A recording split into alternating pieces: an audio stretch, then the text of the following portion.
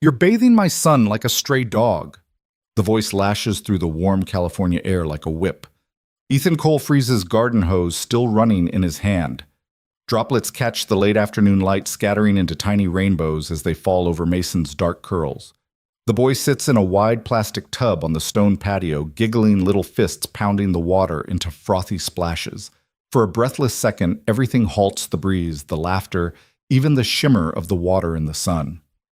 Vanessa Carrington stands at the edge of the marble path, stilettos biting into the grout between the tiles. Her perfectly tailored black pantsuit is rumpled from haste, the sunglasses perched on her nose failing to hide the steel in her eyes. She's not supposed to be here. The board meeting in San Francisco was meant to run late. Yet here she is, home early and not liking what she's seeing. Ethan turns slowly, setting the hose down with deliberate care. His uniform shirt is half-wet sleeves rolled up to forearms flecked with freckles and dried droplets. He doesn't speak. Neither does Mason, who blinks up at the woman in the doorway. The boy's smile doesn't vanish, it just pauses, as if waiting for permission to keep it. "I asked you a question," Vanessa says again, voice sharper. Ethan stands to his full height, meeting her gaze with a calm that only deepens her irritation. "He got muddy," he answers simply.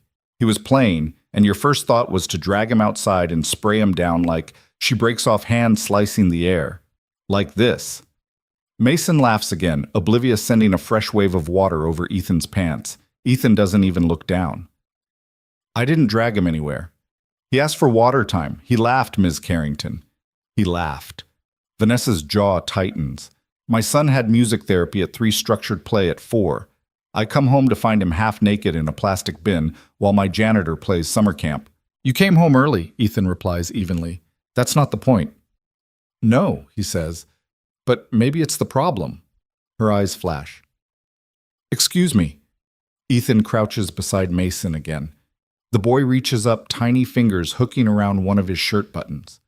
Ethan's voice softens. "You know what he told me when I filled this tub? Daddy used to fill water here. No more water time. Mommy doesn't like mess." Vanessa flinches almost imperceptibly. "I didn't plan this," Ethan continues. "The upstairs water was off for pipe work. He was already muddy. Sun was out, hose was near, and he wanted to laugh." Mason holds up a plastic dinosaur. "Rawr," he whispers to his mother, offering it like a peace treaty. It doesn't work. "Mr. Cole," Vanessa says coolly, "you're here to clean floors, not parent my child." And yet Ethan replies, "Gaze steady. You left him with me." The silence that follows is sharper than her words. She hates that it stings. Ethan wraps Mason in a towel with the ease of someone who's done it before. The boy leans into him without hesitation. Vanessa notices and hates noticing. "You're dismissed for the day," she says, brittle. "HR will follow up." "I'm not on contract," he answers. "Day-to-day hire. You want me gone, say the word. But maybe ask your son first." She opens her mouth, but nothing comes out. Mason's still damp looks from one to the other. "Happy," he says softly. Vanessa blinks. "What?" He points at Ethan. "We happy." The words land in her chest like stones dropped into deep water. Ethan doesn't gloat, doesn't smile. He simply hands Mason to the nanny, who's appeared silently at the back door, then collects his cleaning cart and wheels it away. Vanessa stands there long after the patio stops dripping, unsure what she hates more, the mess or the way her son looked at the janitor, like he was the safest place in the world. That night, long after Mason's bedtime, Vanessa sits alone in her kitchen espresso, cooling untouched on the marble island. Her executive assistant, Rachel, stands opposite, tablet in hand. "I want a full background check on him," Vanessa says without looking up. Rachel blinks. "The janitor." "Yes, the janitor." The marble gleams under the lights. Everything is pristine except the inside of Vanessa's chest, which feels cracked open since that scene on the patio. Rachel hesitates, then taps the request into her screen. "Ethan Cole. He's only been here 6 weeks." "Exactly. And in 6 weeks, my son says more to him than to his own mother." "That's not necessarily bad," Rachel offers cautiously. "Some people have warm energy, especially with kids." Vanessa's gaze sharpens. "I need to know who he is. before I let him put another drop of water on my child. 2 hours later, Rachel returns to Vanessa's home office. Vanessa is staring at architectural blueprints on her desk, but her eyes aren't following the lines. "Here it is," Rachel says, placing a folder on the desk. Vanessa flips it open, her polished nails tapping against the paper. The first page shows Ethan's name and birth date, then a concise timeline of his career. Former structural engineer Montrose and Klein in Seattle, multiple awards for sustainable housing projects. A small photograph from an old press release catches her eye. Ethan clean-shaven shaking hands with a mayor while holding a plaque. Rachel continues master's from Stanford. Married. Wife passed away 3 years ago, childbirth complications. 1 son. No criminal record. No debts. Clean as snow. Vanessa turns another page. There's a Seattle Times clipping with the headline, "Young Engineer Wins National Humanitarian Award for Green Community Design." In the photo, Ethan is smiling a small girl from the project's pilot shelter perched on his hip. Her voice is flat. "Why is he a janitor?" Rachel shrugs. After his wife died, he walked away from everything. Took custody of his son, moved here. Started picking up odd jobs. Odd jobs? Vanessa repeats, her eyes still scanning the file. "I guess floors are quieter than grief." The line hangs between them. Vanessa closes the folder. "He's too involved with Mason." Rachel frowns. Too involved? Or just involved? Vanessa stands and walks to the window. Outside, the garden is spotless, the stone patio still faintly wet from earlier. Mason's attaching to him. That's not healthy. I don't need someone who plays parent. I need someone who does their job. Rachel hesitates. Maybe he's doing the job you didn't know your son needed most. Vanessa turns sharply. "You're speaking out of line." Rachel doesn't flinch. "No. I'm speaking as someone who watched a little boy cry for the first time because someone left." The words land harder than Vanessa expects. She straightens her shoulders. "I want him gone by the end of the day. Make sure he understands it's not personal." In the late afternoon, Rachel finds Ethan in the garage wiping down a maintenance cart. The faint smell of lemon cleaner hangs in the air. She holds out an envelope. "Vanessa's making a staffing change." Ethan glances at the envelope, then at her. "I figured." "No one's angry," Rachel says quickly. "She just prefers more structure." Ethan wipes his hands on a rag, then leans back against the workbench. She runs her life like a blueprint. "I'm a stain she can't scrub out."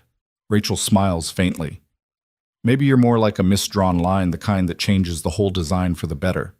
For the first time, something like gratitude flickers in his tired eyes. "Tell her..." He stops, then tries again. "Tell her Mason never cried with me, but he always missed her." That evening, the house is unusually quiet. Vanessa walks past Mason's room, expecting to hear giggles or the murmur of a bedtime story. Instead, there's nothing, just the faint hum of the air conditioning. She pushes the door open.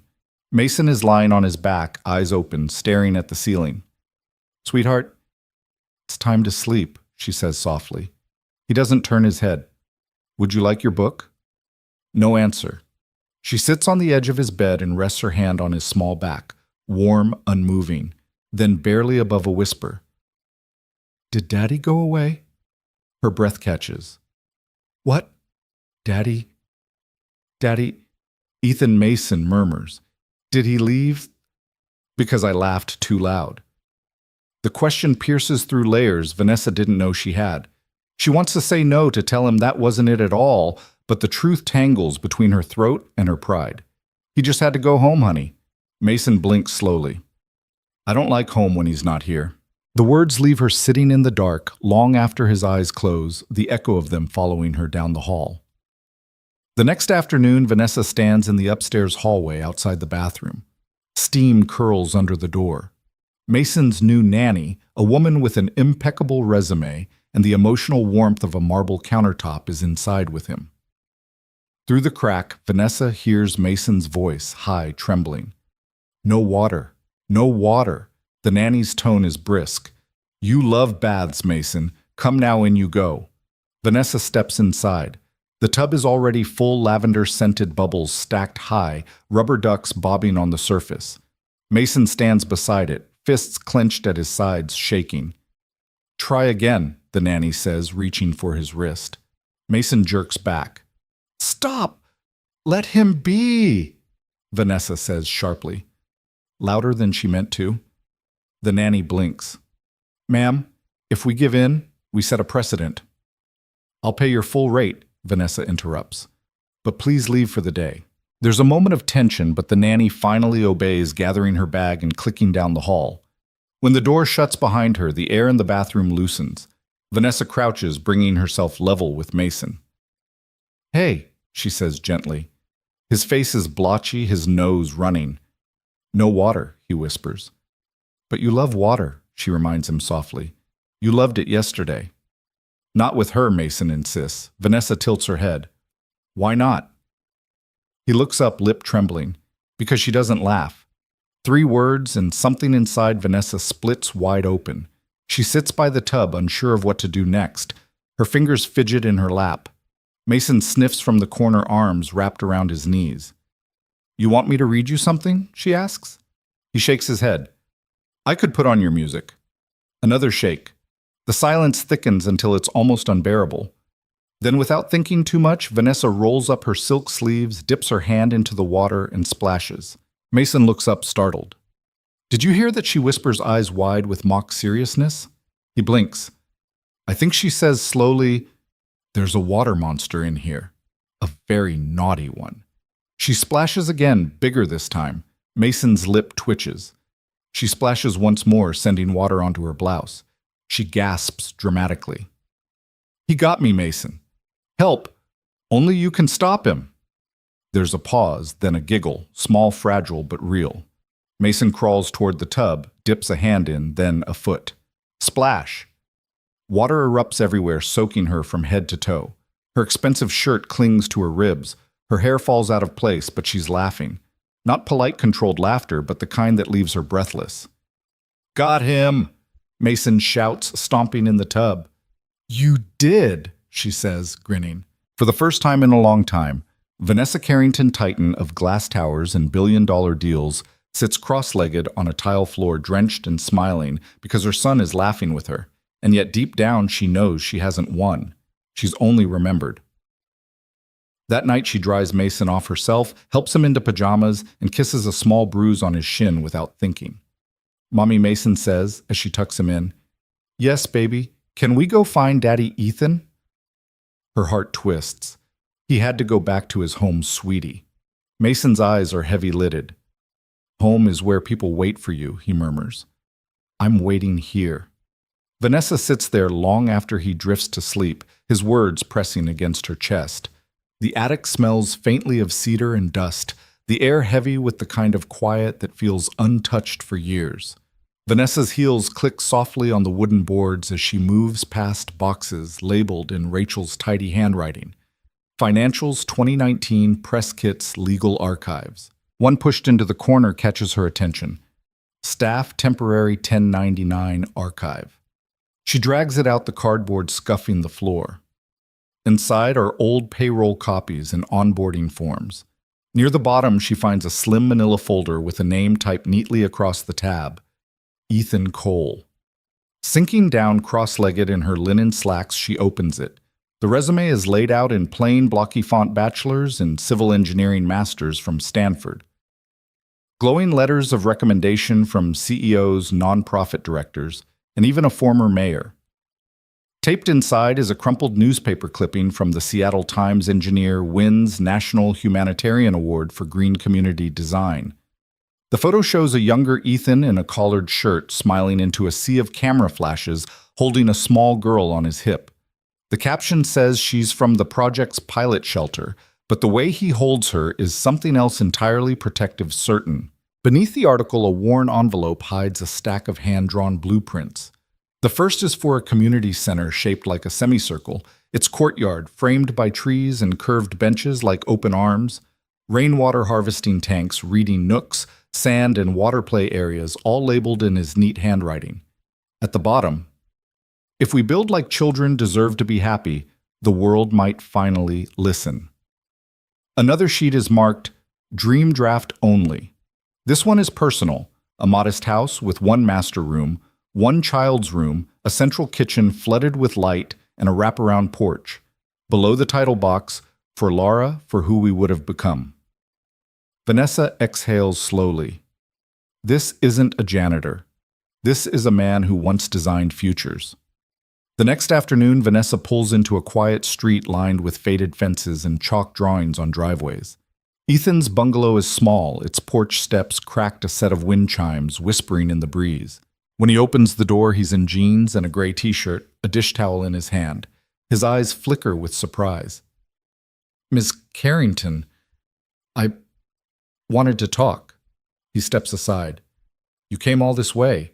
I found your plans," she says once inside. "The house, the shelter, the community circle. They're beautiful." He doesn't move. "I didn't know," she adds.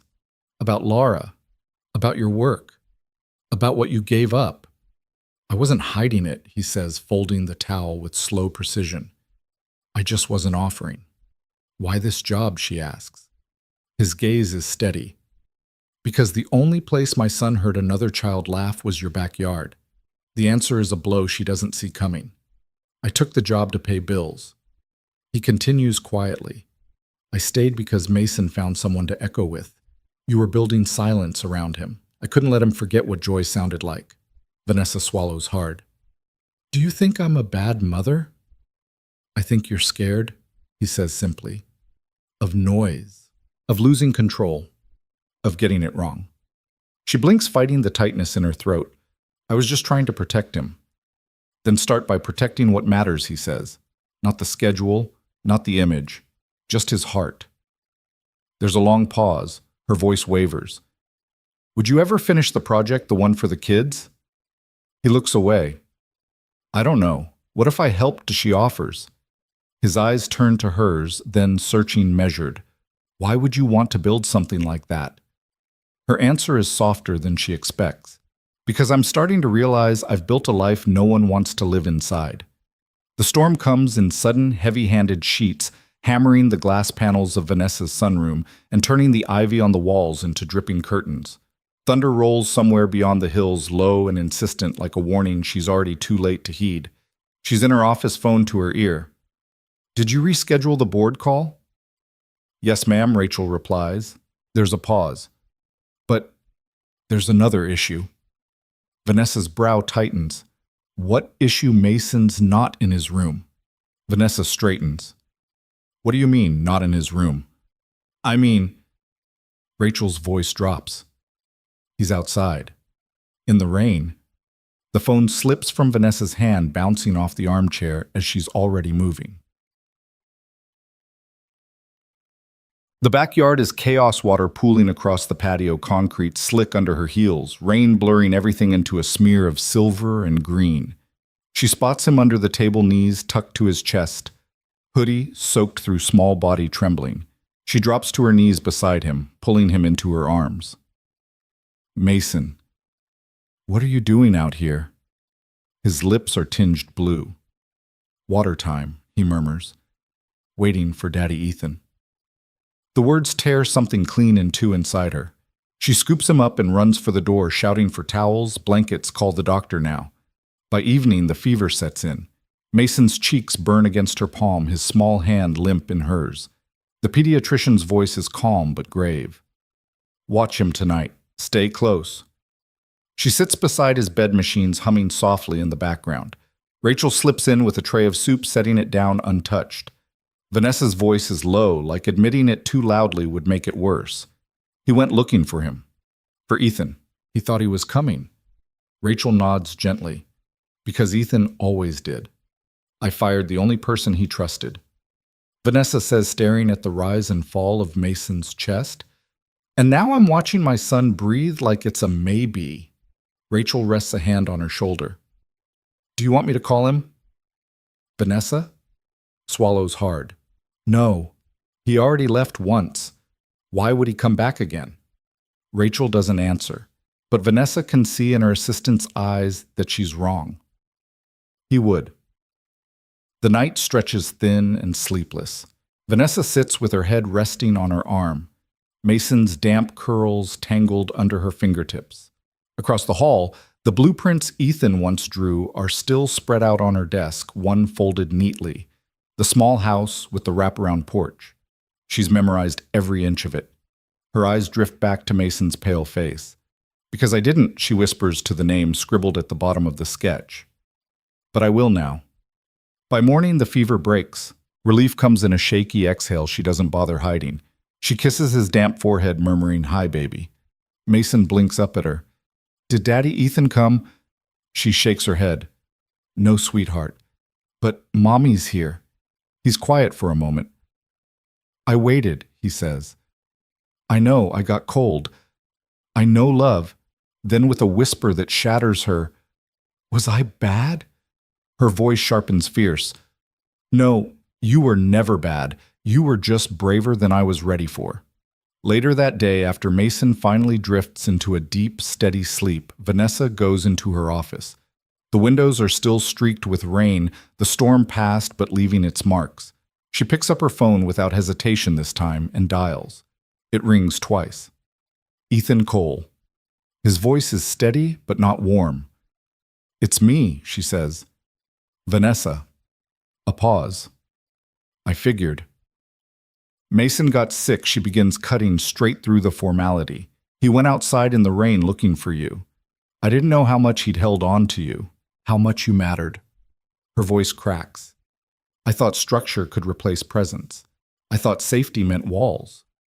But I forgot children don't need protection from joy." There's a silence on the other end, heavy but alive. "Is he okay?" Ethan asks quietly. "He's stable. Better now." She swallows. "I shouldn't have let you go. That's not about professionalism or image." "That's me." Finally being honest. He's quiet for a beat, then says, "I didn't stay for you. I know, I stayed for him." Vanessa closes her eyes. "And now I'm asking you to come back." "For him," Ethan says, "or for you, I—" Her voice falters. "I don't know how to ask for things I don't deserve." "Then maybe don't ask," he says. "Just let me choose." She exhales. "I hope you choose us." "I already did," he replies. "You just didn't see it." That evening, the front door opens with barely a sound. Ethan steps inside the fading sunlight, catching the damp edges of his jacket. He doesn't announce himself, doesn't linger in the hallway, just moves quietly toward Mason's room like he's done it 100 times before. Vanessa is already there, sitting in the chair by the bed. Mason stirs at the shift in the air, eyelids fluttering open. The moment he sees Ethan in the doorway, a sleepy smile spreads across his face. "Daddy, Ethan," he whispers. Ethan steps forward, drops to one knee, and takes the boy's hand gently. "I heard you waited," he says softly. Mason nods, eyes half closed. "Thank you for waiting." Vanessa watches from the side, her arms not crossed in defense this time, but resting in her lap. For once, she doesn't feel like a CEO managing a crisis, just a mother witnessing her child's world click back into place. In the days that follow, there's no formal truce between Vanessa and Ethan, no big conversation to settle the air. He works. She works. Mason laughs more. That's enough for now. Still, restlessness shadows Vanessa. She can't shake the sense that something bigger is pressing at the edges. One night, unable to sleep, she finds herself in the old library, her mother's room. The air smells faintly of pipe smoke and Chanel, as if the years between then and now hadn't really happened. She moves to the far corner where a particular bookshelf has always felt heavier than the others. Pressing behind a row of biographies, her fingers find the hidden latch. A click, and the bottom panel swings open, revealing a slim leather folder tied with crimson ribbon. The paper inside is yellowed, but the ink is bold. At the top, in her mother's elegant handwriting, "To my daughter, if she ever decides to stop pretending. You were born into a world I built to protect you. But I see now that I raised you behind glass, shiny, strong, untouchable. A daughter no one could crack, not even herself. You think parenting is about outcomes, about making sure they succeed, but it isn't. It's about being the place they fall when the world is too much. It's about being there, not being perfect. If you're reading this, you've likely broken something, or something has broken you. Good. That means you're finally soft enough to feel finally real enough to begin. A child doesn't need a CEO. They need someone who stays, someone who listens when they have nothing left to say. So if you're still trying to be the woman the world claps for, I beg you be the one your child runs to instead. By the third read, the words blur behind her tears. Vanessa presses the letter to her chest, whispering into the quiet. You knew all this time. The next morning, she finds Ethan in the kitchen, wiping down the counter, Mason busy stacking cereal pieces into a precarious tower at the table. She sets the letter on the counter in front of him. It's from my mother, she says. She died before Mason was born. We didn't get along. Ethan scans the first few lines, then pauses. She sounds like she knew more than she let on. She always did. He folds the letter carefully and sets it back down. Thank you for showing me. Vanessa hesitates. Do you think people like us get second chances? Ethan pours her coffee, black no sugar, exactly how he's seen her take it, and sets it in front of her. Only if we stop using the first one to prove we were right. She stares at the steam curling up from the cup. I've spent my whole life proving things. I know. His voice is gentle. What now? She asks quietly. He leans against the counter, the hint of a smile at his mouth. Maybe start proving you're here. The lot looks smaller than Vanessa imagined. Cracked cement weeds threading up through the gravel, a rusted garden gate leaning against one hinge. Yet Ethan stands at its center like it's still exactly what it was meant to be, the beginning of something. Vanessa lingers by her car trench coat pulled close against the breeze. She's not wearing heels today. Just sneakers that still look new, soles barely touched by dirt. I didn't think you'd come, Ethan says without turning. I didn't think you'd remember where this place was, she answers, stepping closer. I didn't, she admits after a pause. Rachel did. That earns a faint smile from him, but his eyes stay on the lot. She comes to stand beside him. The wind tugs at her collar. What stopped you from building it? The day I got the permits, he says quietly. Laura died. Vanessa doesn't speak. She was 26, bright, stubborn, wild. Said if we couldn't have more kids, we'd raise everyone else's. He crouches down, letting the dirt sift between his fingers. I brought our son here when he was 3 months old, stood right in this spot, and whispered to the ground, I'm sorry. Sorry for what? For surviving. For folding the dream instead of carrying it. The wind picks up, rustling a candy wrapper across the gravel. Vanessa crouches beside him, resting her hand lightly on the blueprint case slung under his arm. Unfold it, she says. He glances at her. You said yourself, she continues, this place was drawn with love, pain, and hope. That's exactly the kind of foundation it needs. He doesn't answer. Instead, he stands and unrolls the plans across the hood of her car. The paper edges curl in the breeze, but the vision is still clear. Rooms shaped like open arms, curved walls to soften corners, sunlight streaming into every space. Vanessa traces a line with her finger. You built this for children who don't get to be children, he says. She looks up at him, something unspoken in her eyes. Then let's make sure this time they do. By noon, they're both working. Ethan measures ground lines and recalibrates where the garden wall should shift. Vanessa holds stakes sketching adjustments with him, her white button-down smudged with dirt. You're not afraid to get dirty, he says, glancing at her shirt.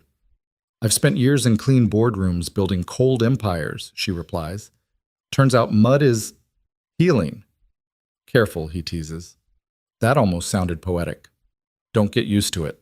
They fall into an easy rhythm hammer measure mark until she suddenly stops looking down at her hands. They're shaking, she says. He walks over, taking her fingers gently. You're not used to labor. Give it time. She shakes her head. That's not it. I'm scared. Of what? She glances toward the lot, the open sky, the exposed possibility of it all. I'm scared this isn't enough, that it's just another project, that it won't heal him. Or me. Ethan's voice drops. Healing doesn't come from the roof or the walls. It comes from who stays inside them. Her eyes glisten. What if I still don't know how to stay? Then start small, he says. Stay for the next conversation, the next splash, the next laugh. He lets go of her hand, smiling faintly. You don't build a home in one day. You build it moment by moment. A small red hoodie comes bobbing down the dirt path, Mason's boots splashing in a leftover puddle. Rachel trails behind a paper bag in hand, waving from a distance. Mom Mason shouts, breathless with excitement, "Why are your pants dirty?" Vanessa wipes her brow with the back of her wrist, leaving a streak of mud across her cheek. "Because I helped Daddy Ethan dig a foundation." "You digged?" Mason's eyes go wide. Ethan crouches down to meet him. "We dug Buddy." Mason grins. "Can I help dig too?"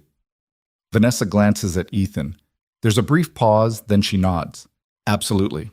Rachel sets the bag down on the tailgate of Ethan's truck, pulling out sandwiches. Fuel for the construction crew. Her eyes drift between Vanessa's mud-smeared shirt and Ethan's matching dirt-caked boots, a small smirk forming. "Who are you?" she teases. Vanessa arches a brow. "Someone under reconstruction." Rachel chuckles. "It suits you." They eat sitting on overturned buckets, Mason wedged between them. He keeps scooping at the dirt with his little plastic shovel, convinced he's making the deepest hole in the world. As the sun lowers, long shadows stretch over the bare ground. Vanessa stands with Ethan, watching Mason chase a butterfly across the lot. "This is the first time I've built something without expecting applause," she says quietly. Ethan studies her face. "How does it feel?" She doesn't answer right away. It feels true. They walk toward the truck together, the sounds of Mason's laughter floating behind them. "You once said you stayed because my son laughed in my backyard," she says. He nods. "Yes." "Well," she adds, "meeting his eyes today, I laughed in yours. That's why I'm staying." For a moment, neither of them speaks. The air between them feels different, lighter, but grounded. By the time they leave, Mason is asleep in the back seat, clutching his plastic shovel like treasure. Vanessa drives, glancing in the rearview mirror at his peaceful face. She realizes she isn't thinking about board meetings, quarterly goals, or the image she spent years curating. All she can think about is the dirt still under her fingernails, and the way laughter sounded on that lot. Late the next morning, Vanessa stands barefoot in the sunroom, a mug of tea cooling in her hands. Outside, Mason is on the lawn with the garden hose, water arcing high into the air before splattering down in a glittering spray. "Watch this," he yells, aiming the stream toward his sneakers. The jet catches his foot, and he squeals, stumbling backward into the grass, laughter spilling out of him in bright, unguarded bursts. Ethan stands a few steps away, arms crossed, letting Mason figure it out without rushing in. When the boy catches his breath, he calls out, "Daddy!" "Ethan, look." The words land in Vanessa's chest like a stone dropped in still water, but to her surprise, there's no sting, just a steady warmth. That evening, Ethan comes in through the back door. Shoes muddy, shirt still damp from the hose. Vanessa is at the kitchen counter, chopping vegetables with surgical precision. "You heard him," Ethan says, leaning against the doorframe. "I did." "Did it hurt?" She sets the knife down and meets his eyes. "No." That's what surprised me. A pause. "Does that make me weak?" He shakes his head. "No. It makes you brave." She exhales slowly. "I've spent so long trying to be everything for him. Mom, dad, guardrail, teacher, therapist." Ethan shrugs lightly. Sometimes kids just want someone who'll sit in the mud and hand them worms. Despite herself, Vanessa laughs. "That's oddly specific." "Because I've done it," he says. Her smile fades into something softer. "You didn't fail him, Vanessa. You carried him through the hardest part. You just forgot you're allowed to pass the baton." She looks down at the cutting board. "What if I don't know how to let go?" "You don't have to," he says. "You just have to let him reach for someone else without thinking it's because you weren't enough." Later that night after Mason's bath, Vanessa tucks him into bed. "Did you have fun today?" she whispers. He nods. "Daddy Ethan is funny." "He is," she agrees. He tilts his head. "He's not my real dad, right?" Her hand stills on the blanket. "No, sweetheart. You had a dad, but he didn't stay." Mason is quiet for a long beat. Then softly, "But Ethan stays." Vanessa's throat tightens. "Yes," she says. "He stays." Downstairs, Ethan is rinsing the dinner dishes, the sound of running water, steady and unhurried. Vanessa steps into the kitchen, leaning against the counter. He asked about his real dad, she says. I told him the truth that he left, but I told him the most important part too. What's that? Ethan asks, drying his hands. That you stayed. Ethan's jaw works for a moment. I never wanted to replace anyone. I just wanted him to feel chosen. Her voice catches. You did more than that. You reminded him what it feels like to be safe and free and allowed to laugh. She swallows. You reminded me too. He studies her face for a moment, then says quietly, You know why kids laugh the most when they feel seen? Why? Because laughter is trust out loud. The truth of it settles between them like something too delicate to touch, but too real to ignore.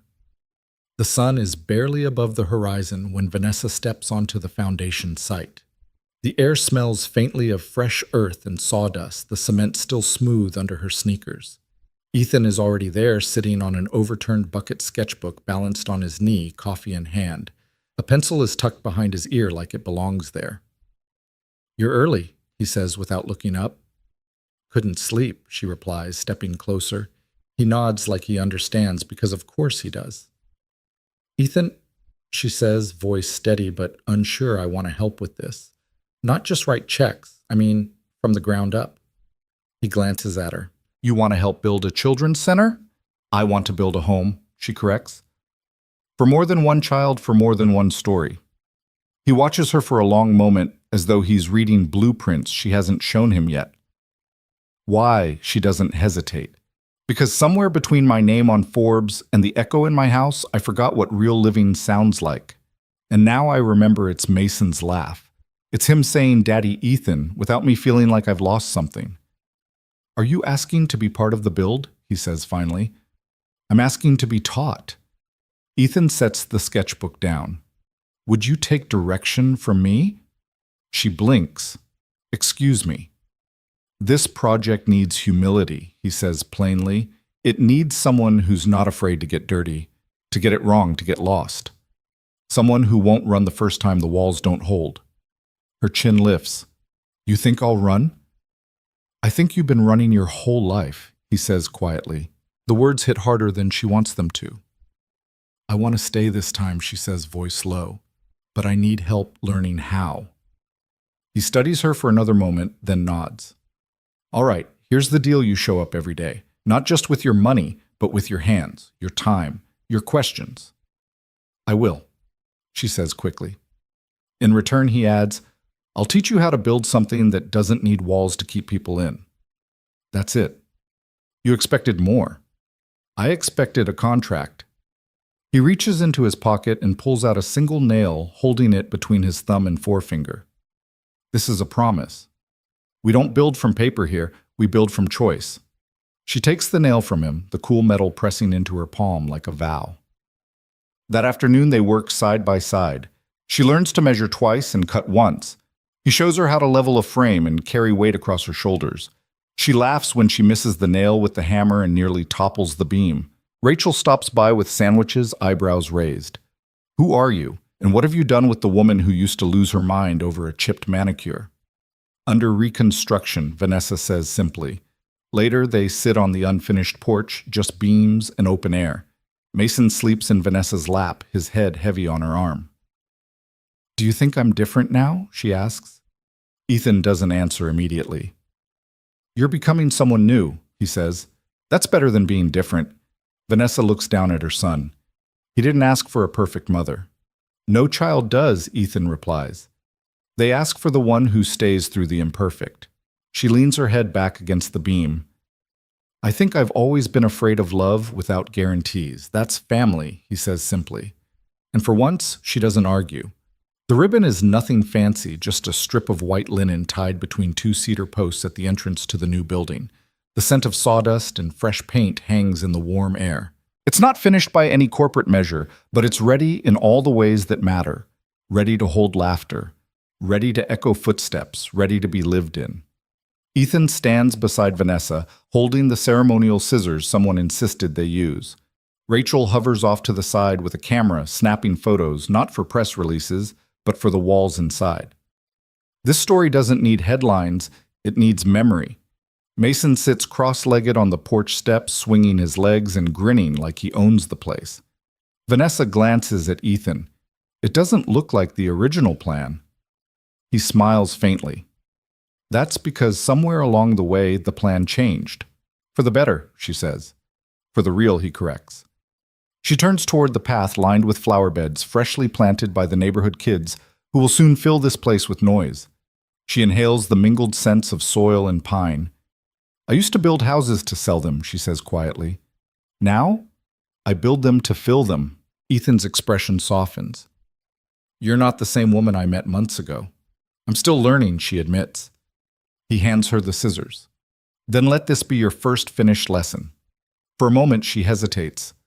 Letting go of things is still something she struggles with, but then she smiles and snips the ribbon.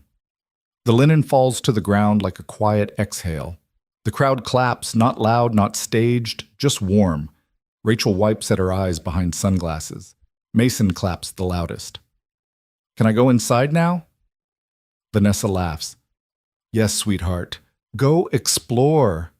He bolts through the door, arms out like wings. Inside, sunlight pours through skylights, landing on soft couches.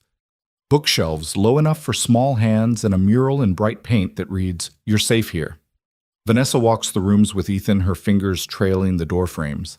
This feels like somewhere I would have needed as a child. That's how I designed it, he says. They stop in the main room, a circle space with shelves of books and a small stage built from reclaimed wood. On the back wall, a corkboard is covered in photos from the Build Vanessa hair, wild and covered in paint.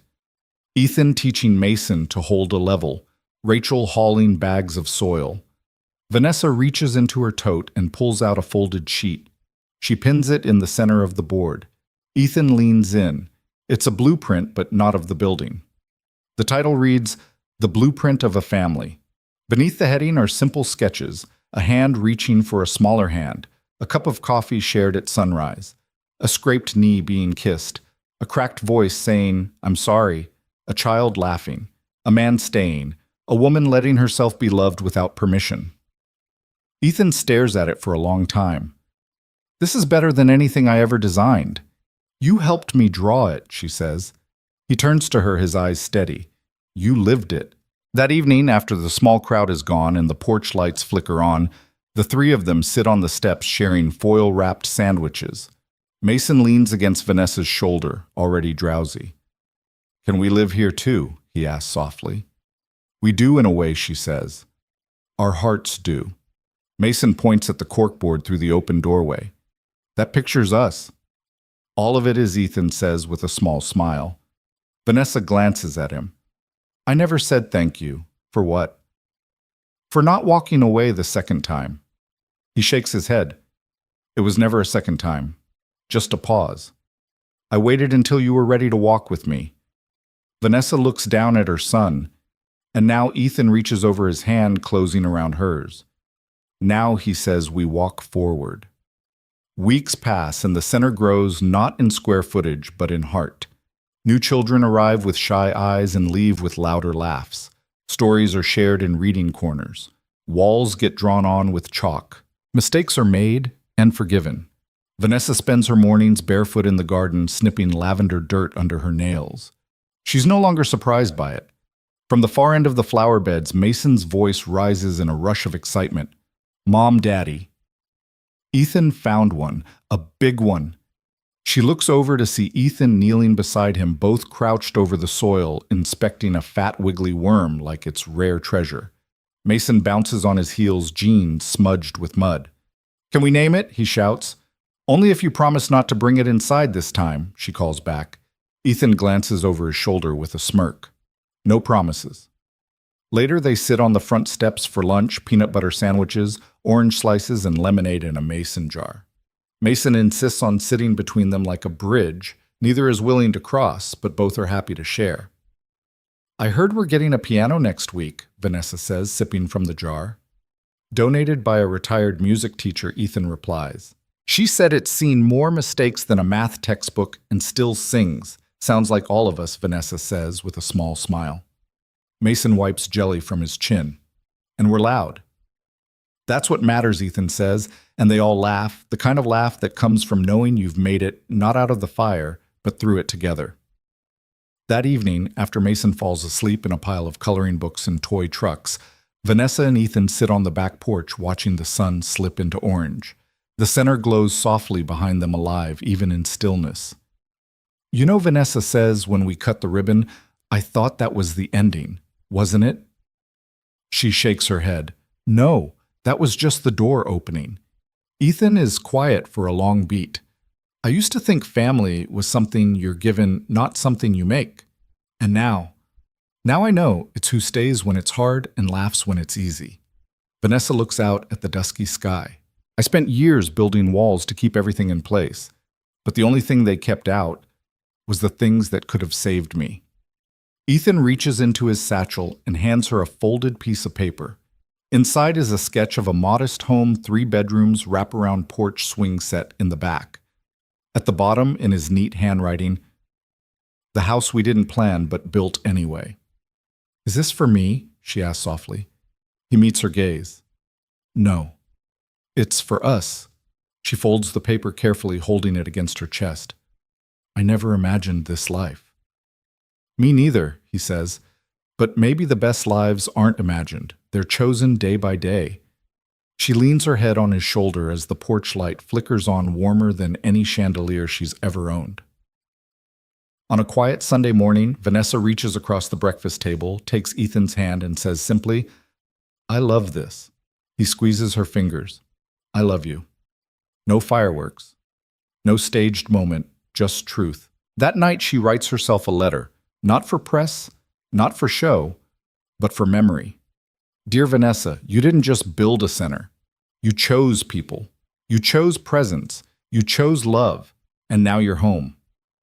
Upstairs, Mason scribbles on the chalkboard in the main room before bed. We're not perfect, but we stayed. And that's how homes are built. If you like the story, consider sending a super chat to help bring more similar stories. Now click on the video on the screen to hear another story that is equally interesting. Click on the video.